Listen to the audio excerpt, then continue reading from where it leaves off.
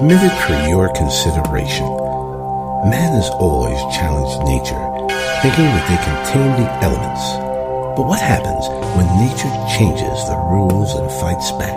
This is a Nature vs. Man 2 for One Literary License podcast episode, exploring science fiction and horror, and weighing the outcomes of a dying planet, with your co-hosts, Keith Chalco, John Wilson, Vicky Ray, and Jesse Foltz. Man will forever be changed.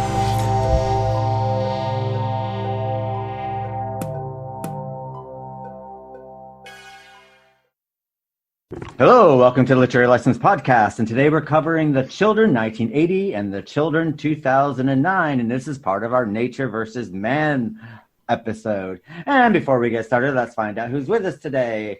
We have John Brennan from Last Drive-In and Troma Films. Hello, John. Hey, what's up? Thanks for having me. Hey, John. Hey, John. Hi. We also got Joe Randazzo from Troma Films, and he's also a scriptwriter. Hello, Joe. Hi, everyone. How's everyone doing today? Very good. Welcome, Joe. And, of course, we have our regular co-host, which is Vicky Ray. Hello, Vicky. Hello, people. John Wilson. Hi, gang. And myself, Keith Shago. And before we get started, let's find out what we've been up to since last time we spoke to each other, starting with Vicky. What have you been up to since last time we spoke to you, which was about a week ago? Not much. No, we're just getting ready for the state championships for BMX because COVID messed up all of our seasons. So it's just been back-to-back races for my grandson. And been watching some Shudder. I watched The Cleansing Hour that you told me about. And if you do watch it, make sure you smudge your house afterwards in case the evil spirits residual out of the TV. It scared the shit out of me. And it was really excellent. I loved it. And I watched this really, I don't know, I think it's a sleeper movie. It's called Air with Norman Reedus. It was really quite a good movie. I didn't stop watching it, so I was vested in the characters and just the usual. I watched like They Live, John Carpenter. I revisited watching The Nun because Halloween's coming, so I have to do all that. I love The Nun. Nun was great. Some people hate it. I thought that was amazing. I loved it. Well, the Blumhouse film, The Nun, that one. Well, I went to Catholic school, so nuns scare the shit out of me. Yeah, the Conjuring universe, right? Yeah. I wasn't a big fan of that either. Oh, I thought it was great. There was something about it. The creepy setting and the castle and the lighting. I don't know. It was good. But who in the hell would walk into that situation? Like, nobody. willingly? No, but they were all like, well, maybe we should go into this situation. Yeah, it's ridiculous. Situation. But you didn't have to go to Catholic school, so it traumatized me more. Yeah. So just saying, because they really do look like that sometimes. Sister Cater, you look like that. Oh, yes. So, John, what have you been up to since last time we spoke to you? I've been busy. My friends bought a home upstate, so I've been helping them, trim the jungle that is their backyard. I mean, we've been pulling down vines, grapevines, vines, everything. And then this last week, I did a Friday the 13th marathon, and on Tuesday, which I didn't get to watch it Tuesday. I had to watch it Wednesday because it came out late. I watched Never Hike in the Snow, which was fantastic. So right. Womp Stomp, Vincent DeSanti, like his film, fantastic. My friends, when you're sitting and you're trying to watch something and my friends kept talking and I never shush. I turned around at one point and I was like, shh. And I was like, I'm sorry. And then I'm like trying to watch this and you guys are like, well, he's going to do this and I'm like, shut up. Shut up. He's definitely got something, doesn't he? But it's fantastic and I highly recommend it's on YouTube. I didn't know he finished it. He did, yeah. Yeah, it came out, the premiere was October 13th last week. Yeah. And it's getting great reviews. Yeah. It is. Did you see your name in the credits, John? I did. Yes, I did. You have to see the Kruger review, by the way. You have to see the Kruger review, which is Freddie doing a review of it. It's hysterical. The trailer. Oh, those are funny. The trailer, so. Yeah, it's getting a lot of good press. We'll have some more information. Vince will be on our show later next month. And we'll be talking about how you want to take part in the third installment. I would totally want to. And what about yourself, Joe? What have you been up to since last time we spoke to you? I finished the second draft of a screenplay that I actually sent to a mutual friend of John's yesterday. I sent it to him yesterday during the day, so just getting notes and his opinions on it. I also I started marathoning the Friday the 13th movies because my roommate Sean got the box set from Scream Factory, so we've been going through those. We knocked out the first 6 so far, so now we get to part 7 and my apparently new eternal crush, Elizabeth Catan, who I don't remember in the movie, but now I'm going to have to watch for her. I fell in love when I saw the Vice Academy movies a couple months ago, so I'm going to have to watch out for her today. And, just working on some other stuff, and that's really about it, because I was just on here last month, so the only thing new is that I actually completed the one of the 3 screenplays I was working on. Good deal. Excellent. And what about yourself, John? What have you been up to? Lots of music, and we got The Last Drive-In with Bob Briggs coming up on 10/23, October 23rd, Friday at 9:30 p.m. Eastern Time. And it's a double feature, and it's going to be awesome. It's Joe Bob's on fire again. He's got it. He's got it. He's never lost it. He's a genius. So I think you're all in for a treat. I can't wait to see what y'all picked. Yeah, it's cool. I only saw one of the movies, so the other movie, to me it was a mind-blowing experience. And myself, I watched this Russian show about a virus called To the Lake. Interesting. It's good to know that Russia's just as messed up as the rest of the world. So yeah, that was quite good. Quite gory. The voiceover acting, the voiceover characterizations weren't bad, though the person who was doing the child was god awful. And unfortunately, spoiler alert, the child makes it to the end, unfortunately. So, but I mean, after watching these 2 films that we'll be covering today, you could probably understand my dislike for children now. Besides that, nothing, just work basically, and so I'll never hike in the snow, which went down very, very well, and that's about it. And organizing some interviews for some surprise guests that are coming up within this season. So, sorting that out. Yay. Nice. So before we get to talking about the children from 1980 and the children in 2009, we're going to cut to Story Geek, who's going to tell you what you can watch, what you can download, or what you can stream during the COVID-19 crisis. So take it away, Story Geek. What movies and TV shows should you be watching the week of October 12th? I'm Jay Shear, co-writer and director of Death of a Bounty Hunter, a supernatural steampunk western that's coming out as a full cast audiobook on November 9th, 2020. More about that later. Here are the movies available this week in theaters and new to streaming. We're still not seeing anything new in theaters. There aren't any new movies available to rent either. So we'll be doing what we've been doing most of 2020, which is jumping straight into streaming. New on Netflix, one of the most anticipated releases, given the excellent reception of The Haunting of Hill House, is the brand new The Haunting of Bly Manor. The same cast is back, but they're not reprising their previous roles. Instead, they're telling an entirely new story as different characters in a different haunting. I tried to watch The Haunting of Hill House myself and literally could not do it. The storytelling was brilliant, but it was just way too scary for me. I am a super big wimp when it comes to horror. If you like horror, I'm sure you probably loved it, but it freaked me out.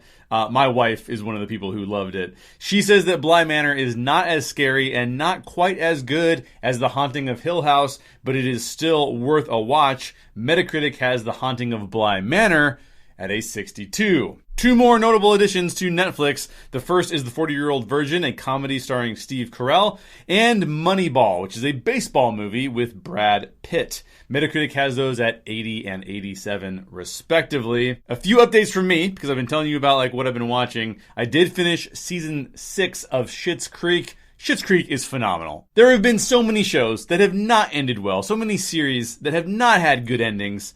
But Schitt's Creek managed to pull it off. So if you're interested in watching Schitt's Creek, definitely check out the entire series. And season 6 is phenomenal, and it ends the series in a really good way. I just wish there were more seasons coming. I also finished the entire series of Halt and Catch Fire, which, by the way, Halt and Catch Fire is basically a breakdown of the worldview of Gen X. Overall, I thought it was very much overrated. I did not really enjoy it all that much. The performances were really, really great. The writing was strong, but the entire storyline didn't mean a whole lot to me personally. So, if I'm sticking to Netflix, I'm sticking with The Great British Bake Off and Ancient Aliens for now. Nothing new to report on Amazon Prime this week, although Disney Plus did add The Right Stuff, a TV series about the U.S. space program back in the 50s and 60s. They also added X2 X-Men United. Here's an unpopular opinion for you. I think X2 is super overrated. Most people will disagree with me on that. In fact, Metacritic has it at a very respectable 68, but it doesn't do much for me personally in the superhero genre. Over on Hulu, if you're looking for some new content, they have High Fidelity and the cult classic The Rocky Horror Picture Show. Both of them have now come out on Hulu. On Metacritic, High Fidelity has a 79 and The Rocky Horror Picture Show has a 65. My recommendation for the week, as I anxiously await season 2 of The Mandalorian, is Schitt's Creek. Definitely worth a watch. Really liked how it ended, and it was phenomenal throughout. And as I said at the beginning of this segment, our new audiobook, Death of a Bounty Hunter, is coming out on November 9th.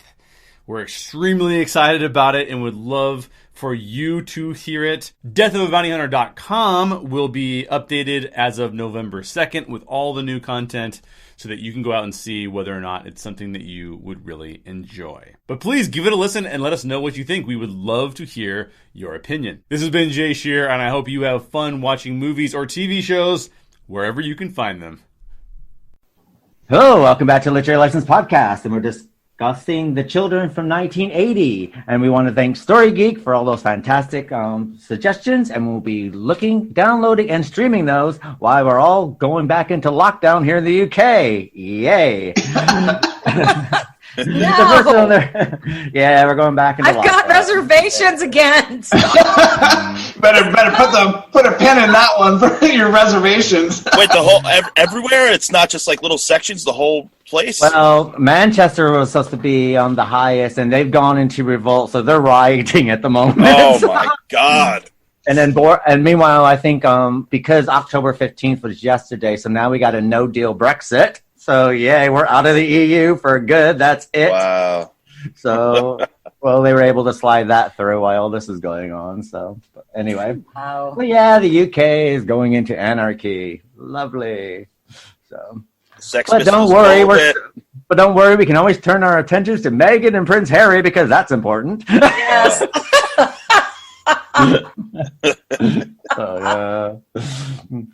Anyway, I guess we'll start with talking about The Children, which is a 1980 film, or aka The Children of Ravensback. It is a 1980 low-budget horror film written and produced by Carlton J Albright. The movie is about 5 children in a small town who, thanks to a yellow toxic cloud, are transformed into a bloodless zombies with black fingernails who microwave every living thing they put their hands on. The surviving adults of the town must attempt to put a stop to them. The film is currently being distributed by Troma Entertainment. So before we talk about it, here is the trailer. It's time you believed in a new kind of horror. The horror of the children. The best of them all. Something you wouldn't dare to imagine has happened to the children. Something beyond your worst fears. Jenny. Jenny, darling, is that you? Mama.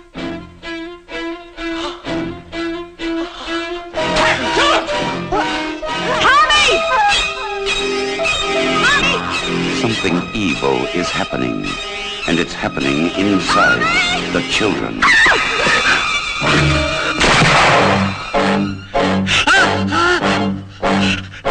I said to stop it! Cut it out! Stop it!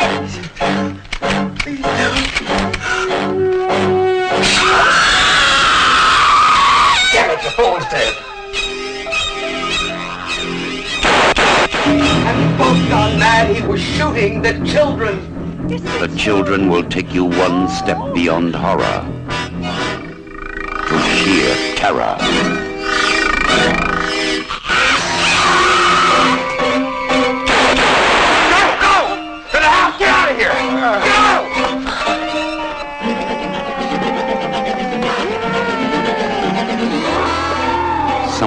terrifying has happened to the children.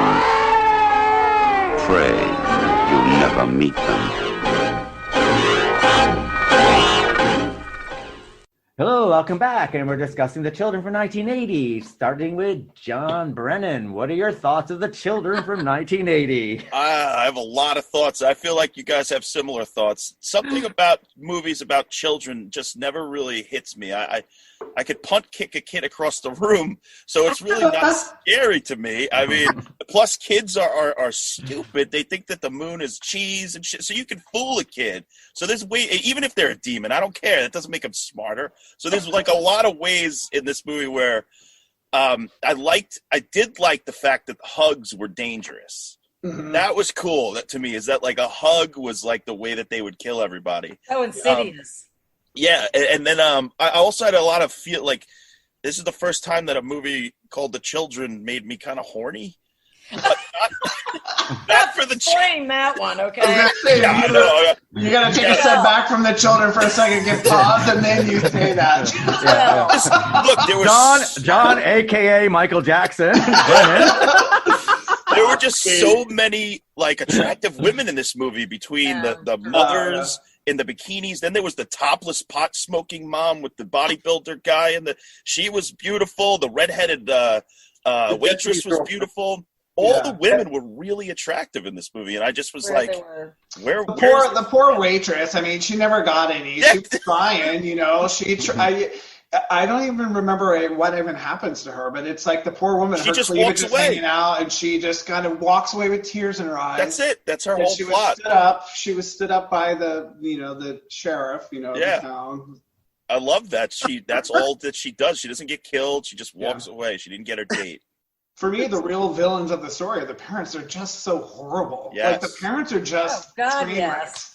The husband was such a misogynist pig to his wife. Did anybody notice that throughout the movie? Yeah. Oh, yeah. I mean, but she wasn't far off too. She's like, lighting up a cigarette going, "Sorry, honey," like rubbing her belly. Like, what the hell? I know. It's just like, I don't know anybody I guess people do smoke when they're pregnant, but I don't know who they did back then, though. I mean, me violently ill. But that whole sorry baby, she knew. Like, she knew what she was doing. Like, oh, I'm sorry. It's like, I'm gonna do this anyway because mommy needs us sick. Wasn't Paul's sister Susie the slutty blonde? Yeah. She was the one that was trying to seduce a deputy. That's right. Yeah, she was like, for what Keith would say, petticoat junction. Yeah, she was a petticoat junction rehab person. It was also such a weird environment. I mean, I know it was supposed to be set somewhere, in Jersey or something, or Pennsylvania? Somewhere in the Northeast. Somewhere in the north, but it's like there's pimps, pot smokers, like idiots, hicks. It's just like such a weird combination of characters. It's also weird near Albany somewhere. Obviously, John's never been to Watertown, New York. I know, yeah, John. You had to go north about. I want to meet the pimps in Watertown. See what's up. Oh, we got them. Now that the army base is there, and there's a lot of business going on there. Nice. Well, thanks to Harry Manfredini's score, I kept expecting it to be a backdoor sequel to Friday the 13th, and Jason Voorhees to start popping out and fucking hacking everybody to bits. That was the other thing. Maybe that's why we thought it was Jersey. That could be why we thought it was Jersey. We're hearing the Friday the 13th theme like constantly, and I want to know the backstory of that. Like, how did they basically have the same score? And I think that a lot of the same crew, as far as what I read, is they shot both movies back to back, so it has a very interesting aesthetic in the fact that it does look like a Friday the 13th movie. I love that. I love the look of the movie. Funny. It does look like. I had to bring in that Gail Garnett's in this film, and what she's most famous for is the song "We'll Sing in the Sunshine." We'll sing in the sunshine. We'll laugh every day. Oh my God! They should have had that as one of the songs for this, because that would have been. Which is quite interesting, and considering that she was all sweetness and light, now she's found herself into a horror film, which is quite interesting. A low-budget one is that. Yeah, I kind of felt sorry for the cop that, was it Susie was dating? Mm-hmm. He was kind of...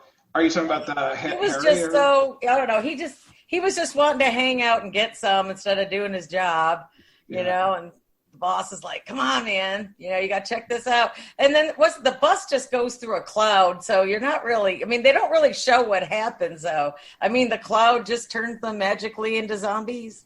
Yeah, I'm assuming the cloud turns them, but then did nothing to the adult. To the woman, you find out later it did something, but I thought even to the driver, you'd think it would have turned him into something. Well, they killed him, didn't they? They found him in the graveyard. Yeah. I have to say that I'm quite impressed that they were able to show the makeup effects for a low budget film like this. I know they look like pepperoni pizza corpses and stuff, right? But you have to admit, it's quite brave of them to show that. Yeah. You know what I mean? 1980, yeah. Honestly, I thought the shots of the kids were actually kind of creepy. Yeah. Well, I thought outside anyway. and they're lit like underneath, and the girl's looking through the window. That's a really great shot. Yeah. Oh, you're talking about Molly, the storekeeper, because that shot is fantastic. When the four of them are like. Yep. Their hands out. You're like, Mommy. It's iconic. Yeah, and their black fingernails. Yeah. That's the other thing. Was the police dispatch in the fucking liquor store? I think she was just a nosy dispatch woman. Like, she was a gossip. She was like the town gossip. She'd be like, oh. And then, because remember, she gets on and she's like, Harry, where are you, Harry? And like, she's like literally like the town gossip when something goes wrong. Oh, no one should talk about that. Okay. And then she gets on to dispatch like, hey, did you know this goss? I'm going to tell you some goss. It was comedic, though. That's the thing. It was campy. Yeah. But to be honest, I expected to watch it be like seeing a really bad movie for some reason, but I actually didn't mind it at all. It did kind of remind me, if you look at, it did kind of remind me of those it's a 1980 film, but it did feel like a 1974 film as far as the way it looked, the way it felt. Yeah. And I have to say the acting wasn't that bad, actually, considering. No. It felt more like a realistic, it's got the same kind of acting style as like Last House on the Left or some of those films, those it had a rather somber ending though, because all the kids were laying down dead, all hacked up, and the hands. And I had to say that's pretty brave considering that they were able to do that, because I don't think you would get away with that today. You can't do that now. Absolutely not. I love the stunt where the guy shoots the shotgun and the kid goes flying over. That was amazing. That was totally amazing. Awesome. Yeah. So this movie, I really like this movie. I even though it's about killer children, there was something that was nostalgic about it, even though I'd never seen it before. Well, it was from a time where we miss, Yeah, totally. I miss horror film from that. 80s horror films are excellent. But I also have to say that it's quite funny that two of the Albright children, the director's children, are in this, and the child. And if you follow the closing credits, you'll notice that the child wrangler is what they called her, is his wife. So you can imagine, like, I don't want to do that. Get out there now. Like, I don't care. Not safe. You're gonna do it. So, and I have to say, it probably is guerrilla filmmaking at its best, really, considering that, there's probably things in there that, I'm sure that the Actors Guild would not let children do today, sort of thing. Yeah. So, but I think overall, it looked quite good. It's quite good having people dressed like kids dressed like the Brady Bunch being murdered off one by one. And getting, How did you guys watch? I watched the Vinegar Syndrome disc. It was really great. It looked beautiful. It looks amazing. I'm amazed with what they've been able to do to clean these movies up.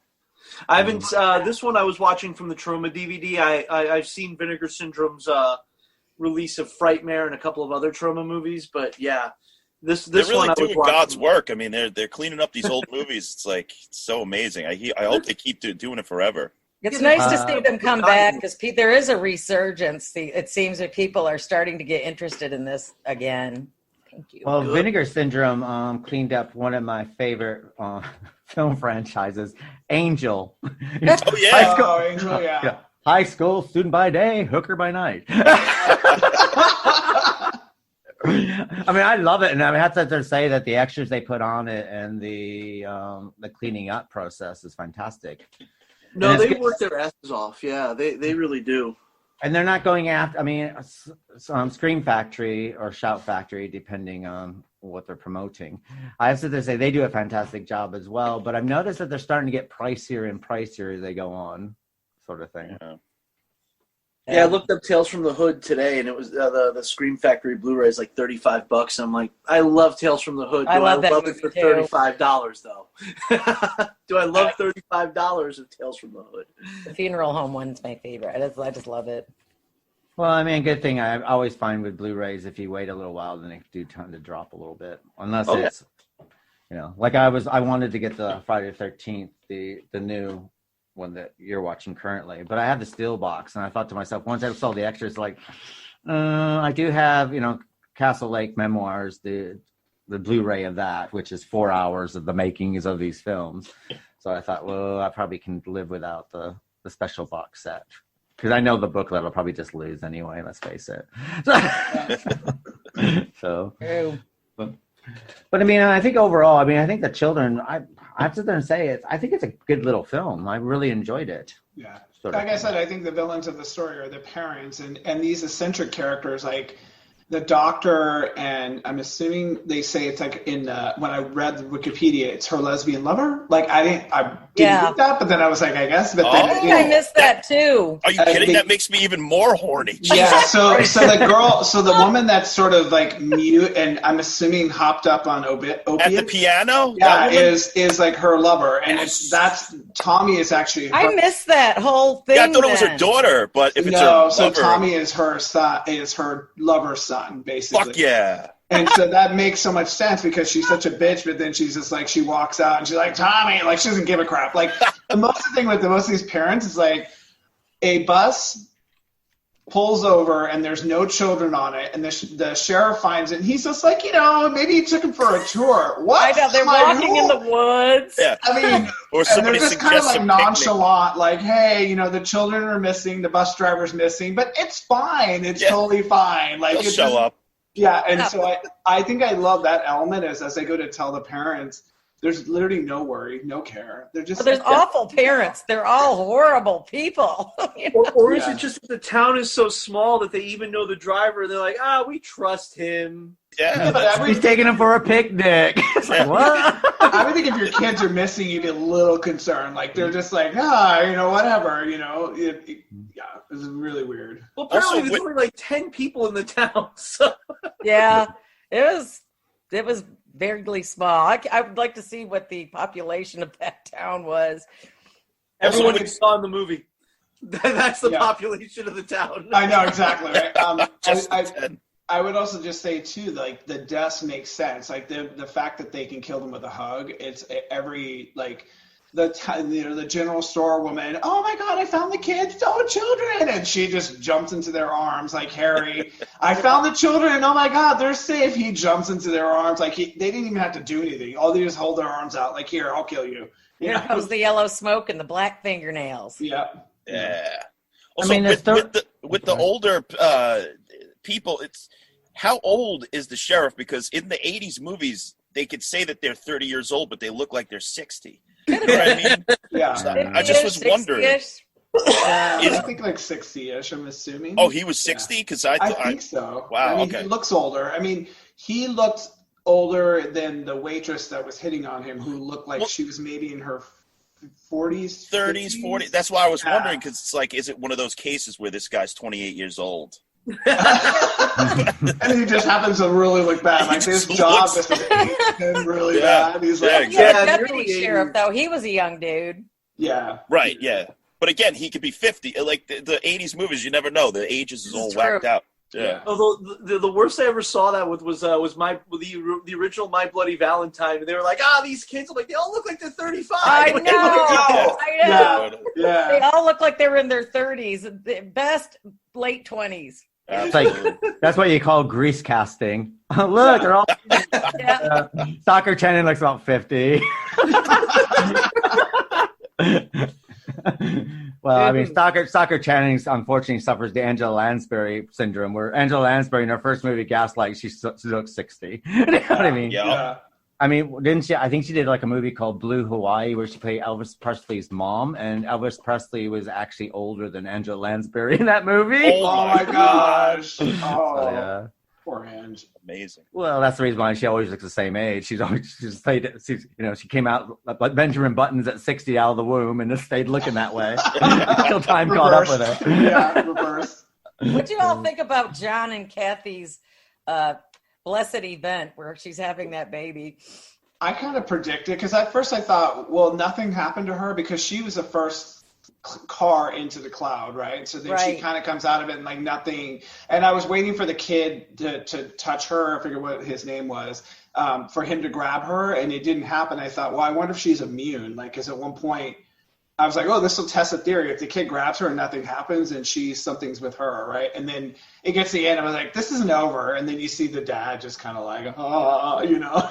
You know, I've had 3 kids, and I've seen my grandson be born, and I still don't get what the fuck the hot towels are for.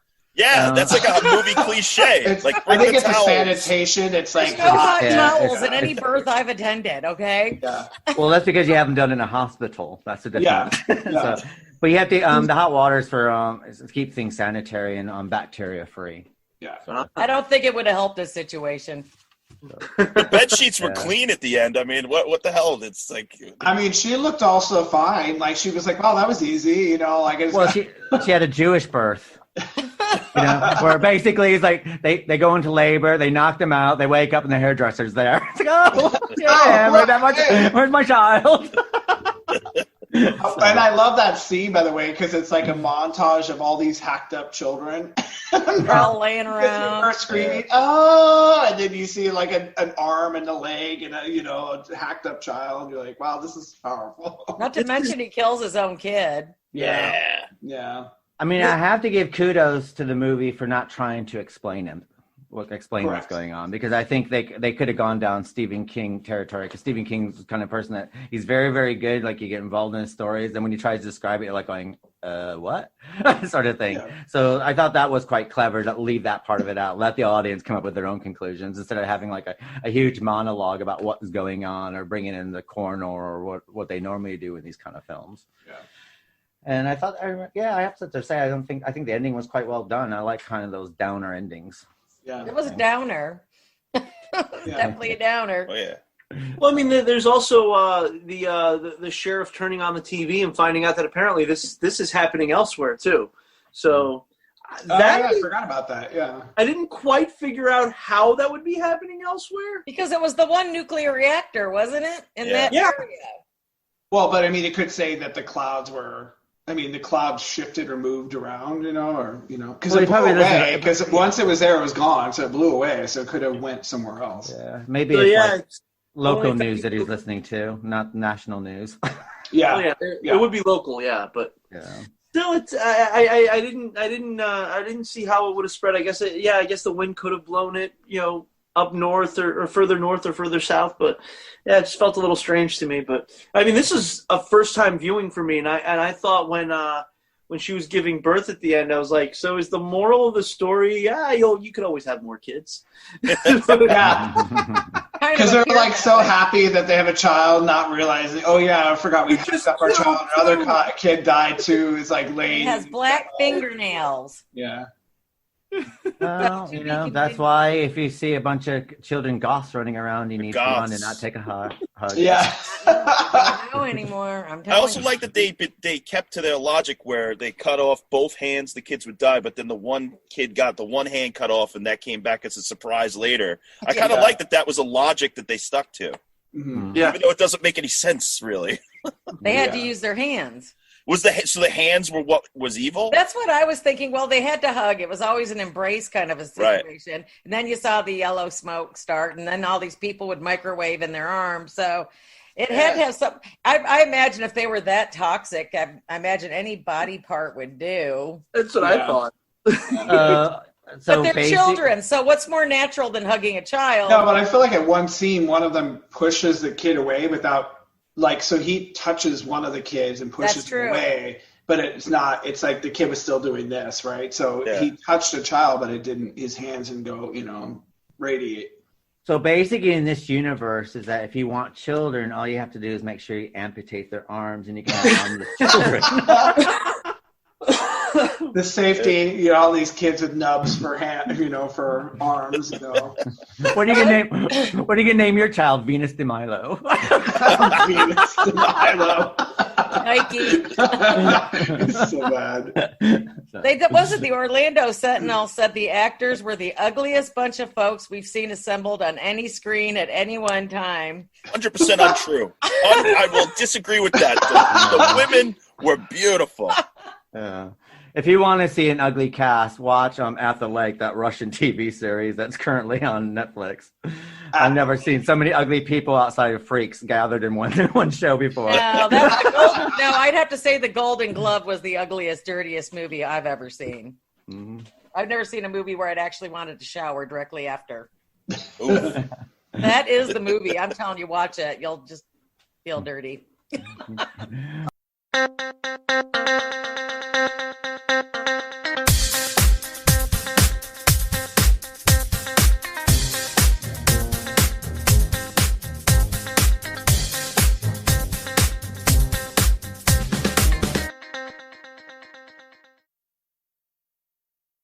Well, this brings us to The Children 2008, which is a British horror thriller film set around the New Year holiday. It was directed by Tom Shankland, who's well known at BBC and ITV over here in the UK TV series, and starring Ava Bristleton and Hannah Taunton. What we're going to do is cut to the trailer and be right back to discuss The Children from 2008, or 2009 if it came out in the US.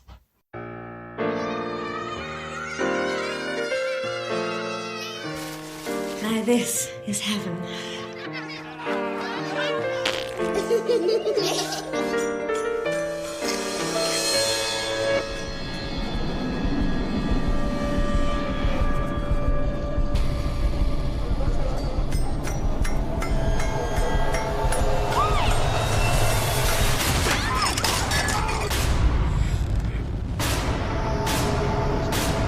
I feel sick.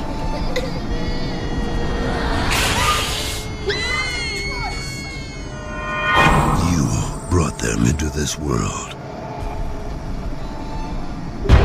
Now,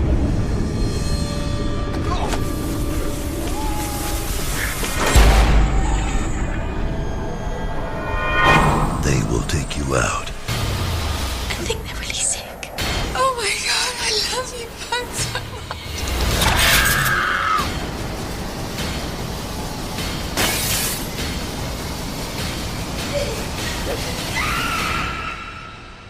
The Children.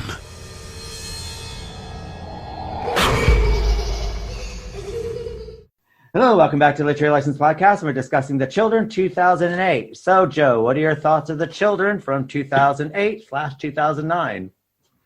Well, I watched these movies back to back this morning, and when I was finishing up the 1981, I thought, all right, well, that was dark, but that was fun. And this one left me with fucking PTSD. So I was like, what the fuck? I watched this when it first came out, and I didn't remember it being this intense. Like, the first one was kind of campy, and I'm like, okay, it's kind of cheesy and fun. This one, I'm finishing up the movie. My roommate comes into the living room. He's like, so how was the movie? I was like, this is legitimately a really good movie. I was expecting, I'm going to have a little bit of fun with it. It's going to be, I didn't remember it being this dark and this just, it wasn't a warm fuzzy, was it? No, it was not. Like the 1981, the nostalgia that John mentioned, kind of seeing it as kind of quaint, gave you that kind of warm, fuzzy feeling. But this one, no. This one just left you with, holy shit. Yeah. It's definitely worth checking out. I think it's legitimately a great horror movie. Yeah. I'm shocked I didn't remember it. I didn't remember that much specifically about it, but I found myself a lot of times just kind of horrified by it. Yeah. So, well done. Really well done. Definitely a public service announcement for birth control. I was going to say, for me, this is my first time viewing it and watching it. So the difference from the first Children versus this one is I felt like I legitimately was getting triggered by their screams. in the beginning, the screams of these kids is like, this is why I don't have children. It's no disrespect to any parent, but they're just like, you just go, oh my God. And you just, it's jarring. And it's like an alarm that you just want to shut it off. And you're like, please stop, and it builds, right? So in the beginning, it happens one time with I'm assuming he's maybe autistic. There's something a little off about the son, right? The one son that she's special. Paul, yeah, she's taking care of, not Polly, the other one. What's the other son's name? Xylophone. The xylophone boy. The xylophone boy. I can't remember his name. Anyways, Nikki. Jake Hathaway is Nikki. So he was screaming, and even that was a little bit like, ooh, but then it's like, as each of the kids get infected, then it's like, now 2 are screaming, now 3 are screaming, now they're all screaming. It was like, this is a bit much, right? But then I said, yeah, this is why it should be a Planned Parenthood. Like, if you ever really think about having kids watch this film for the first 30 minutes and you're like, yeah, never mind, I'm good. Like that, or don't vacation in the backwoods of the UK, Yeah. I love how they make being outside in the freezing cold like a fun adventure. Like, I don't, like, they're like, the sleighs, and I'm like, yeah, no. Like, how all did these they kids get are infected, though? I mean, I'm having a hard time putting that together. It's just a virus. It's just a virus, so it's a random catchable thing. Well, and there's a play on the parents being different types of parents. So you have the play on the parents being more progressive versus more, vaccine friendly. Because the one dad, I guess the dad is the one who was like more on the pharmaceutical side, is trying to get business from the other. That's correct. Right. And so they're slowly talking about this type of thing. So it could be something in nature that has caused this occurrence to happen. But even I think the cat might have went out and got something from the tree, because there's a moment where they're at the tree and there's this weird white gooey stuff. So I don't know. I mean, Paulie was sick when he arrived. So even before the cat, he was sick when he came out of the car. Remember, he throws up after that weird vomit looking. No, but that could have been also him just being a nervous kid. I feel like the one who had the first symptom was actually the daughter, because she coughed up the stuff. Coughed something and then wiped out the nasty. Yeah. And by the way, you're kissing your kid goodnight, and you'd look, and wouldn't you see, be like, ooh, what was that? Wait, am I tripping on acid? I thought there was like a scene where there was like purple freaking mushrooms or something that they showed. Am I thinking? Okay, so there is. So I thought that maybe that was it, but they don't really get into it, right? No, they didn't. That's when and then that guy who was sledding, and he gets, right to the eyes, and everybody's just acting like, oh, this is okay. Well, I know. Wouldn't you? This was part of me was like, wouldn't you? Like, I know you're not supposed to move someone if there's trauma that way, but if it's freezing cold, like, you would do anything. They're all just kind of doing their own thing. Like, you get the kids and you do this, and like, I'd be like, hot towels. Yeah. Hot towels. Yeah. Or here, like taking your clothes off, like wrapping, like something. They're just all like, my imagination, but when the wife discovered him in the tent, wasn't he still moving? But he had. Whatever. No, he was alive. Yeah, he was alive. Yeah, because when I was doing research, they said he was dead, and I totally recall him being alive, and he had something protruding out his, Yeah, the one daughter had this fetish of like shoving things inside. Yes, because she was trying to do this with him, and then she's trying to do it with the mom. She was like, I'm going to shove this little cross inside your abdomen. Yeah, you're going to love this. I'm like, ooh, creepy little girl. A creepy little thing. A quite interesting thing is Tom Shankland decided to write this because he noticed that there was a change in the way people were parenting their children, a change from the 80s and what you saw in the late 90s to 2000, where there's this paranoia with raising your children that everything has to be safe, and you start wrapping and they started wrapping their children in cotton wool, basically, and everything was about the child, and everything had to be surrounded about the child. And so he made this film basically to characterize how bad parenting is today against what parenting was like in the past. So, and if you notice the way that the parents react to the children sort of thing is like, it's like the children are always right. There's nothing wrong with the children. When the children are misbehaving, it's like, oh, just take care. You shouldn't be doing that. Meanwhile, they're still screaming. Oh, I know. And you get through the scene where it's like, we don't smack our children in this house. So we do get that scene. Well, remember too, the mom is like, oh, maybe she's going to get a gold star tonight for being a good girl. And shit. I know. Like, what? Gold star. Go to bed, you little brat. Well, as we know, the naughty step doesn't really work now, does it? Yeah.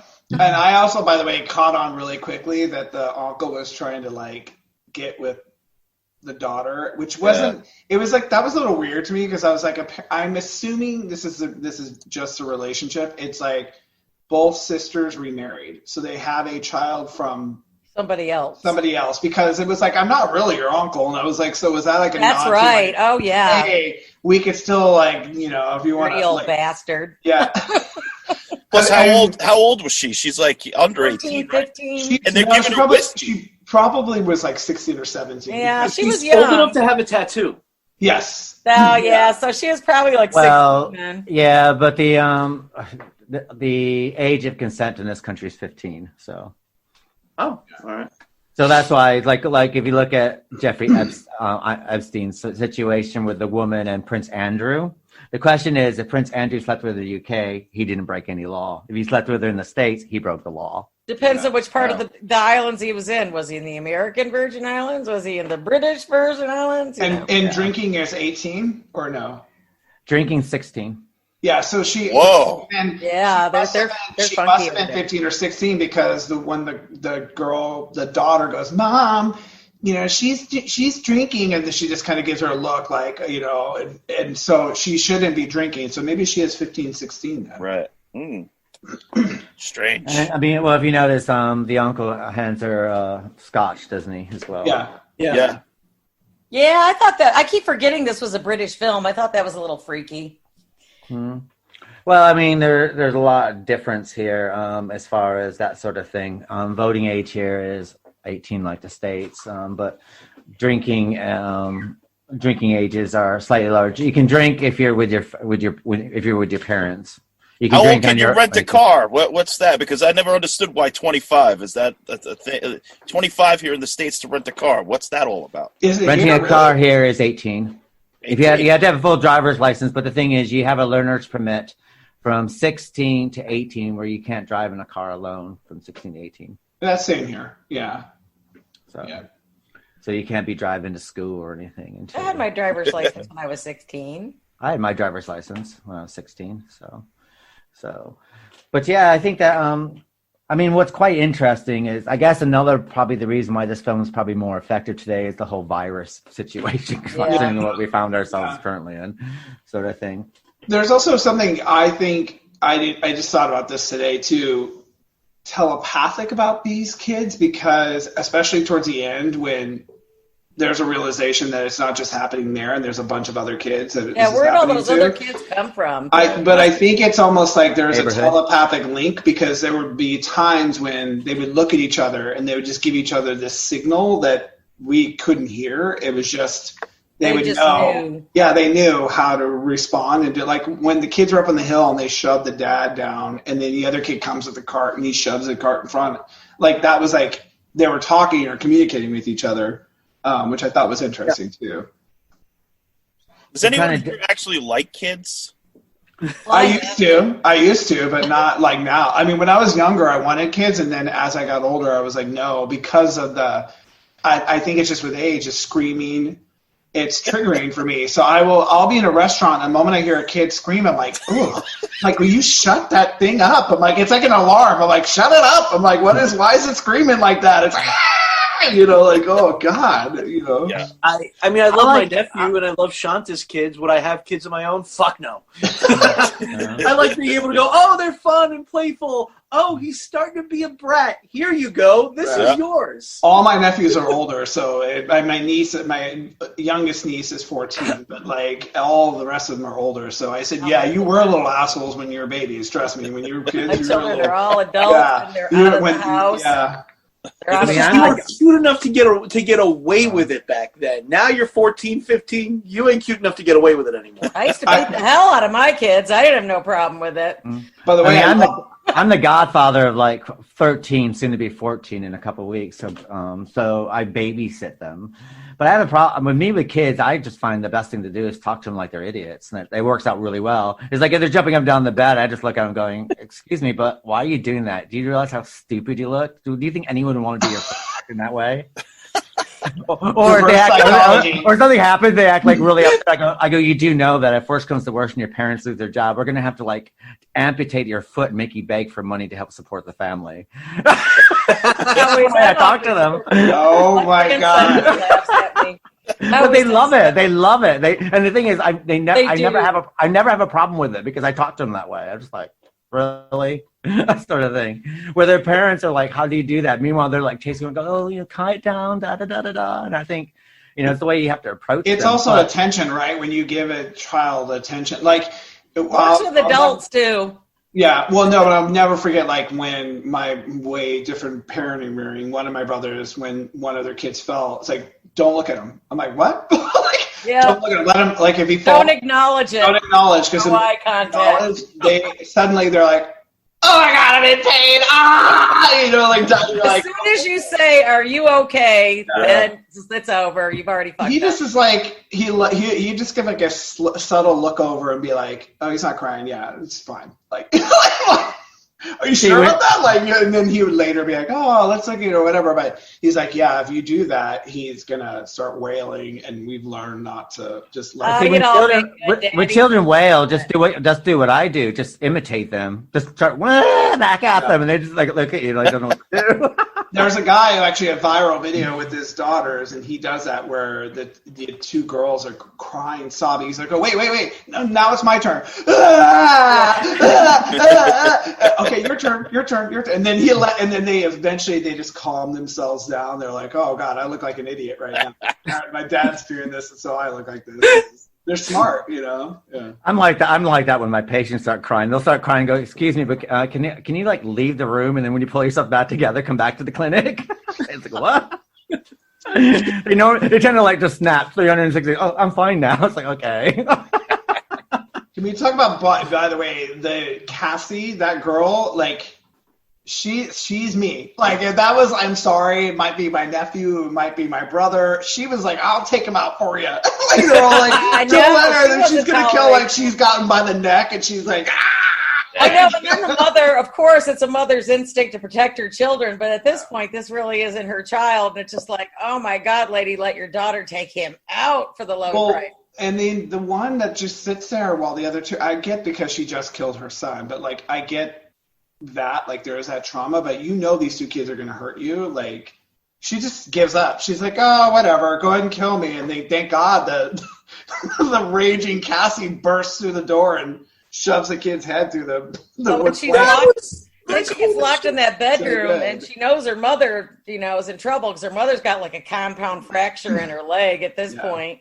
And oh my God! To the door. No, she could have done a little bit of a better job. There's a window there. I would have busted the window. I know. I was wondering about the window. She just kind of caves in and goes, I would have been like through the window, It wasn't a big drop. Meanwhile, the little girl is pulling the stents out and be like, well, good luck. Bye, mommy. I like how you don't know what happens until they catch up. Like, they don't show what actually happens to the dad. And I thought that was really smart of them because you kind of are like, oh, this ain't going to be good. And then, the daughter has to get out, has to figure out what happened. And, unfortunately, they left him behind too, right? He was still alive, and they're like, sorry, there's a lot of kids here. Good luck. Well, as Casey said, I always knew he was a knob. So, I have to sit there and say that's one of the downfalls. I would have liked to seen Jonah or the stepfather get murdered because he was such a horrible person. Well, he did. I mean, I was like, I want to teach all my children Chinese and I know parents like that, and they're normally like live in Hampstead, and Hampstead's like the rich area, and this is where most of my patients come from, and they're just a bunch of idiots. You just kind of look at them like.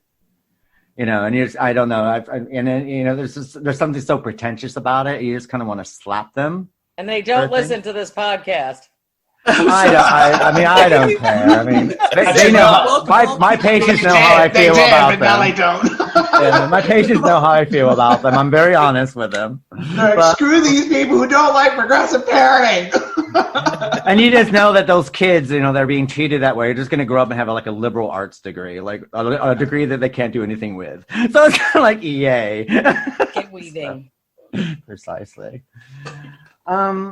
I have to sit there and say at the ending of it, the big question that doesn't get answered in this film is what is the cutoff date for this virus that's going around? So does Cassie end up with the virus at the end? Is there a cutoff date, or is it just get to adults or people teenage and above a little bit later than the kids? Well, she's in the car, and you're kind of wondering after she's been out of the car, and she gets back. Well, she threw up, and then she got that pale complexion that the kids were getting. So. Well, also too earlier, so there was a weird moment where she was chasing her aunt, and that was like a weird little moment. Like, wait, did she just turn?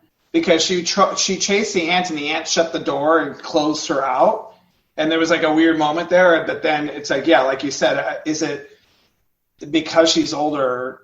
Maybe it takes a little bit longer for it to get to her, and like that, then it changes her. I thought that too. Yeah. I mean, as far as puking and having a pale complexion with what she just went through, I mean, she just saw her little sister get hit by a car by her mom and sent into. And she now sees her dad too, is like laying bloody. Well, that's her stepfather. She didn't like him anyway. Yeah, she didn't like him. He was a dick. Yeah, he was a dick. He doesn't count. But why would she get out of the car? I'd be like, Mom, this is yours. This is your mistake. Precisely. I have to. I mean, it was quite interesting that one of the first signs she says to her mom in the film is, have you ever thought about birth control? Yeah. At one point, I had to rewind a little bit because I was watching on Tubi because I thought she said she was pregnant. I was like, oh, God, no, please, dear God, she's not pregnant again. And then, it was like a comment, I guess, to her sister where her sister is like, takes a jab at her and she goes, am I really that bad of a parent? Like, she's like, and the core sister's like, no, of course not. You're not like Mom. Actually, you are. Well, she is a typical teenager. She's kind of a pain in the ass. She's rebellious. But ended up being the one who saved the day, though, right? Like it hadn't not been that she'd been there, and stepped up. I think it shows you something too, which is interesting. I mean, the film does also have those zombie film constructs sort of thing. Is that can you kill someone, a member of your family, when they turn? That would be difficult. That is a difficult thing to even think of. Even if they are zombies and they're trying to eat you or they're trying to make you go up in a puff of yellow smoke. It's just the mommy thing, though. But if you got another child you're defending, Well, it's a choosing, isn't it? Choosing between one and the other. Choosing between the new family and the old family as well. But the other thing here is we don't know how long we don't know how long it lasts. Like, we don't know if this is something that, like, once the virus passes, the kids might be okay. Good point. So now there's this permanent solution. Well, and I think that was an accident. Mother didn't mean to kill her son. She pushed him and he fell in the thing. So it wasn't like she intentionally took a thing and stabbed him, it was, she accidentally killed him.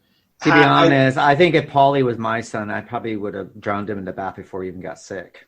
You're talking about Nikki. You're talking about Nikki. You mean? No, the one with the little curly hair, the one that with the red. No, that was Nikki. Paulie was the brunette boy, the nephew. Yeah, the nephew. I don't know. I saw a kid, and I said as soon as I saw him, I was like, oh, I hate him already.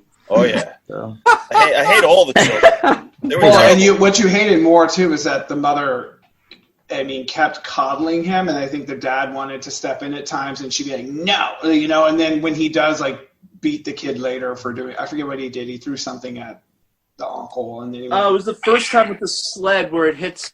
Oh, that's right. Yeah. It hits the other woman in the leg. Yeah. I mean, I have to sit there and say that, I think it's probably best that some of these kids got killed off because they would have been horrible adults. Can you imagine these millennials now when they were around the world? It's so bad. Well, like for every Haley Joel Osment, there's 8 million terrible child actors, and I just think that none of them were too impressive to me. No offense to the children and to the parents who probably forced them into this freaking. I think the only one that I liked was the blonde girl. Like she was good. She played a good mix of good and bad. Like you think it's because she had no lines though, did she? Mostly it was just looks, isn't it, that she had? Yeah, she had no lines. I mean, what was interesting about her, it took a while for that to take effect. All the rest were already changed. She was the last one that it took some. So maybe, like you said, maybe it is an age thing because she seemed of the kids the oldest. Well, another thing I have to then say that watching, living in England and seeing a lot of British television, that British children actors are not the greatest. First of all, there's strict children guidelines here about acting. They're only allowed to act 2 months out of the year. So they, and that sort of thing. And so what you have is kind of like, friends of friends that you hire for children, or the stage school children, which we kind of all know what stage school children are, especially if you've seen any kind of stage school reality TV programs. But here it's like, there's a children acting laws here.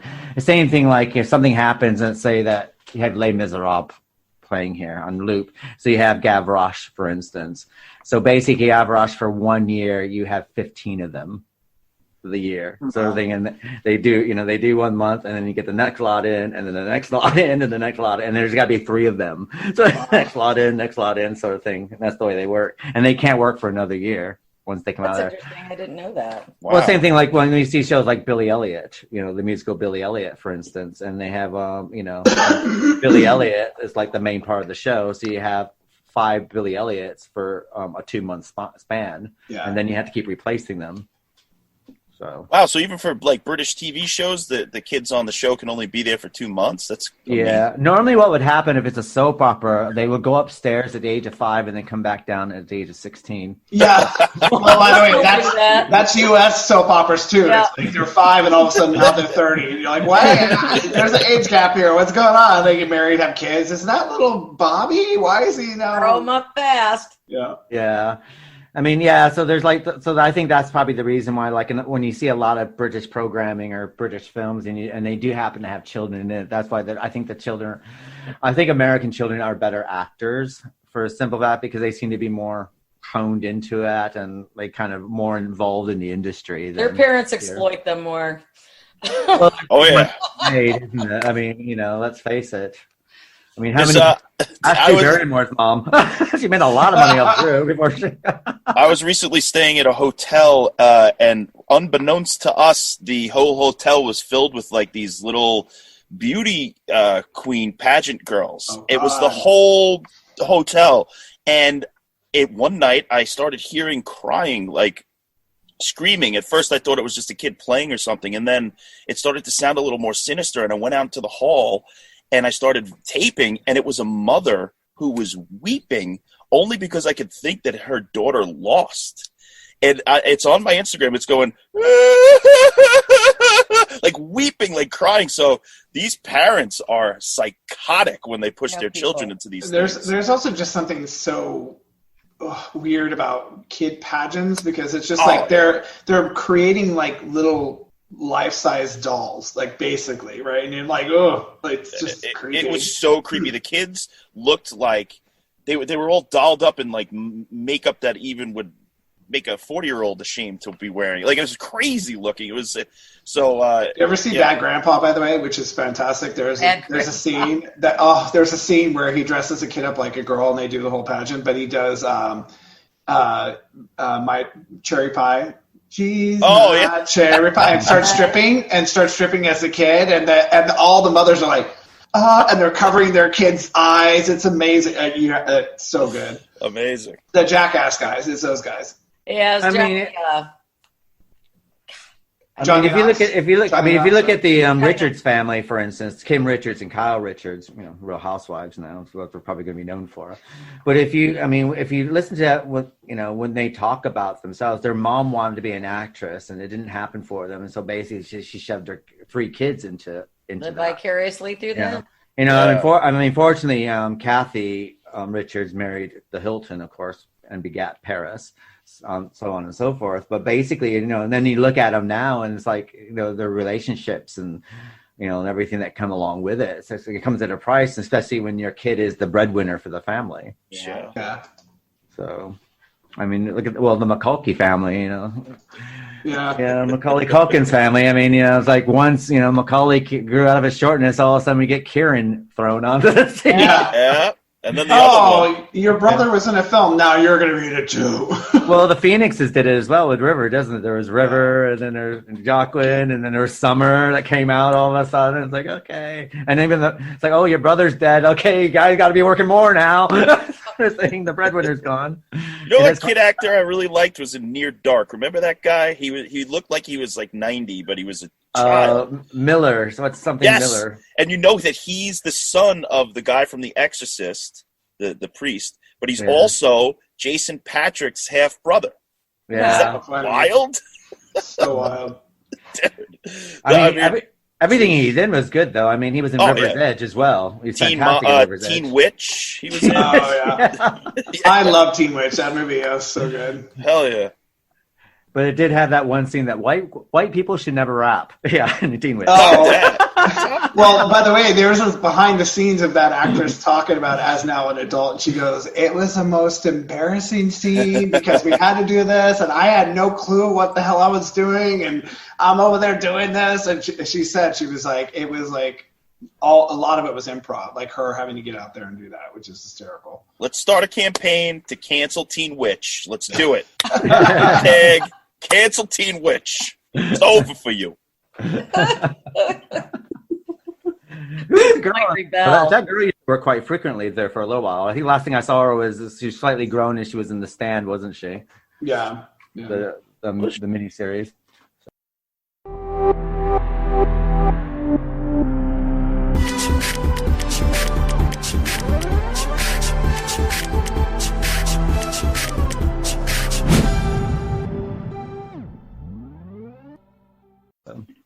So I think what we're going to do now is discuss the two films and give our final thoughts. Starting with you, John, what are your final thoughts of The Children from 1980 and The Children from 2008/2009, depending what country you're in? Which John? Yeah, which John? John Wilson. We'll start with John Wilson. Okay, yeah. I was like kind of waiting, going, I think both films are so interestingly different. Me and Keith joked, there was the quiet children in the first Children of the 1980s, and then there was a loud screaming brats in the 2008 version. I love the style of both of them. Now knowing the filming was around Friday the 13th for the first in the 1980s, I thought that is very interesting. Now I feel like I need to go back and watch it because I did get some of that vibe, and I was like, why do I feel like this is very Friday the 13th? And now that makes sense. I actually really like the second one a lot just because it's so dark and so like the scene where the mother is like in the woods and she finds the two kids and she's so happy, but they pin her down and stab her in the eye. It's just so brutal, man. I mean, I love both films. Like I said, I think they're both great. The second one just definitely made me feel a little like sick. What about yourself, Vix? What are your final thoughts? Well, I like them both. I mean, I'm probably not going to actively seek them out to watch them again because, there's so many other things out there a little more, they're self-propelling and, they're more violent. I like more violence. The second one wasn't violent enough for me, but you've got two different eras, like you were talking about. You got the children from the 80s, and then you got the children in the 2000s, and they're both different time frames. And you could tell even the directing and how they edit, how they shot the film, everything is so remarkably different. But there's things to like about both of them, and maybe I guess I want to say they're kind of unbelievable. At least maybe the 1980s version was. But when in retrospect, when you're watching the 2008 version or 2009, depending on what continent you're on, that one's more, I guess it's more believable now because of 2020. So a lot of all these infectious movies that are coming on now, I've watched like on Netflix or Amazon Prime there's all these like pandemic movies coming on and all these infectious disease movies that are making a comeback, whether it's from the 80s or the 90s or, the 2000s.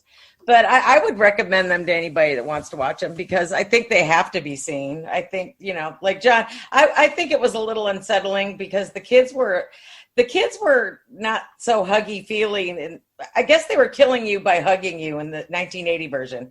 Then you get to the 2009 where these kids got a little more going on upstairs and they're like, they reminded me of the little boy in Pet Sematary. I want to play with you. That was the creepiest frigging child excerpt from any movie I've ever seen.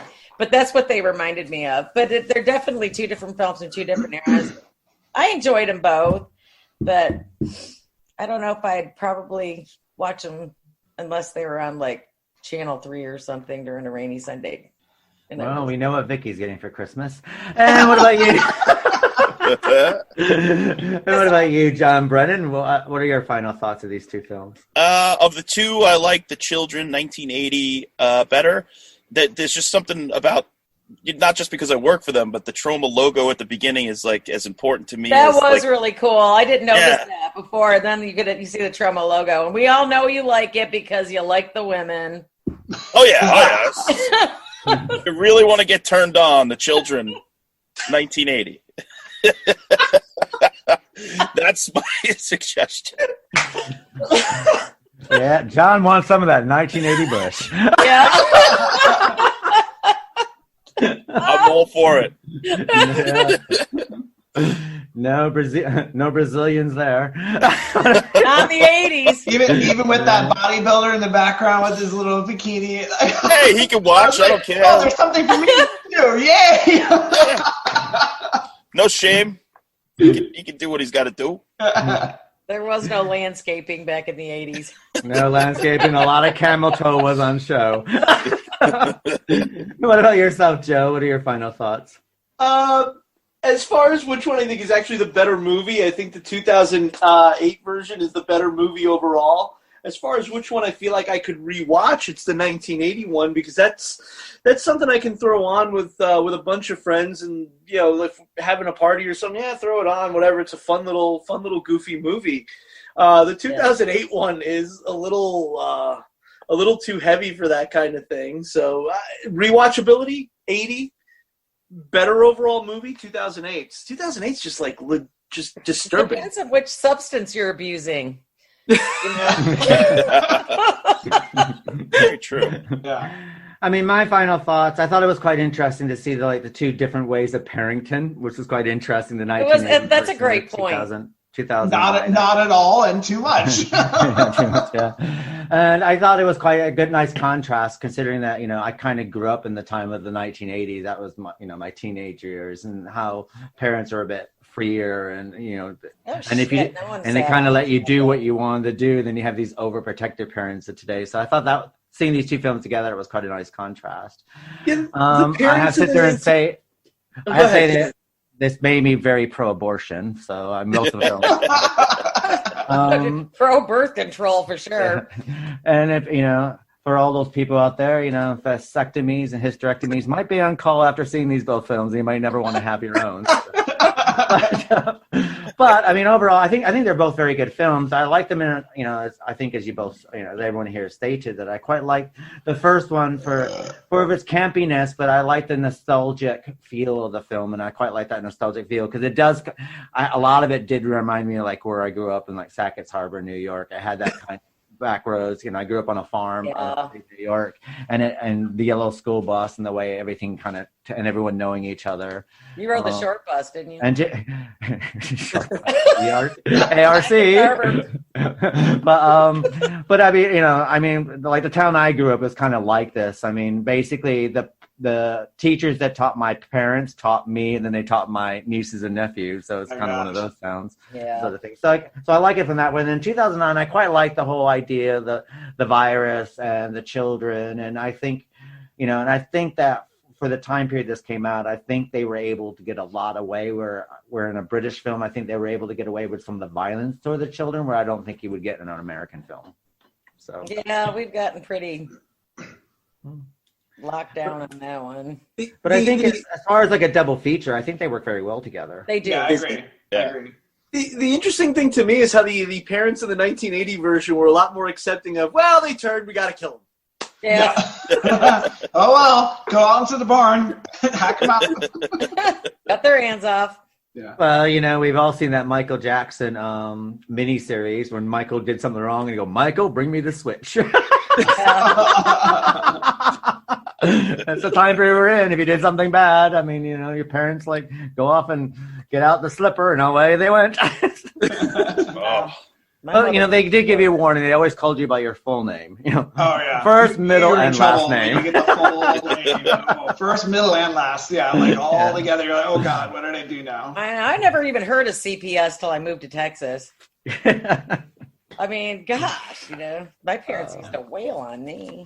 Made the well-adjusted person you see here today. Oh, and the parents in the neighborhood, they were all allowed to wail on each other's kids if they did something wrong. They're like, wait, Jim's dad beat the shit out of you? What did you do? Oh God. Well, I was saying this to a patient the other day about COVID-19, for instance, and we were saying that like if this would happen like when we were growing up and the family next door had COVID, my parents would go over and play with the kids next door so you can get it over with. Get it over with like chicken pox. Yeah, true story. Yeah. You want to go play with the kids next door? You need to get COVID so that way you're over it. So that way you all have it at the same time. You can all go back to school at the same time. That's true. That is no lie. Well, I just wanted to thank our special guests for joining us today. We hope we'll have you both back. I know, Joe, you've been here many times. And John, we hope you can come back again soon. Yes. Thank you so much. It's been a blast. A real turn on. I'll have to keep you in mind for any 80s movies that come up from now on with a big female population. Yeah. John, I'm sorry, but we should have met you sooner because you would have loved Beyond the Valley of the Dolls. Oh, yeah. Oh, I've seen it. I love it. It's great. Yeah. So good. I also Russ like Meyer. Oh, yeah. Roger Ebert, right? He wrote that one? Yeah. Yeah. Ooh, super. And Russ Meyer, if you love breasts, watch a Russ Meyer film. Hell yeah.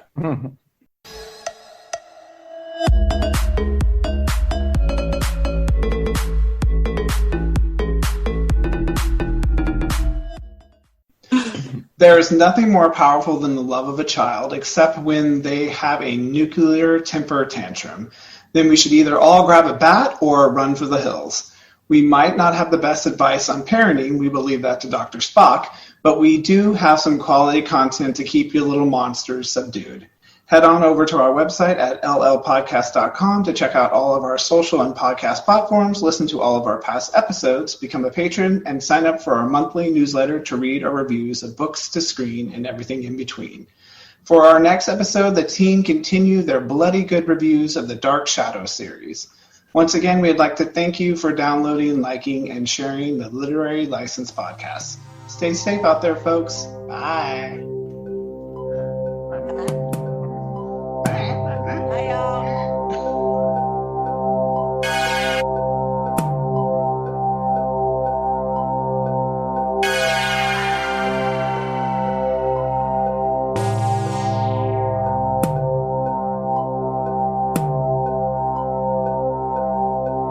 This has been a Literary License Podcast production.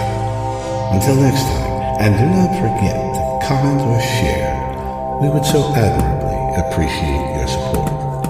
And this broadcast has come to you from the Twilight Zone.